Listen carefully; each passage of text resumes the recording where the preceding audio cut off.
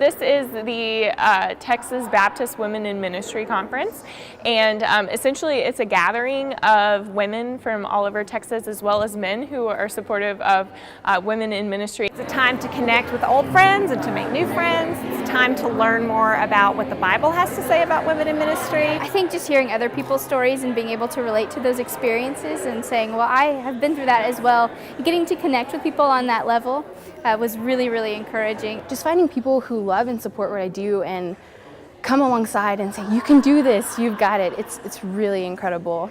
And being here, even with the title Realizing Hope, it breathed new life into me. It's an amazing experience to be with other women and with men who support women in ministry. It's a time to gather, to encourage one another, to celebrate women in Baptist life, and to inspire. It's the highlight of my year, honestly. I come every year knowing that I'm going to walk away feeling inspired and encouraged and affirmed.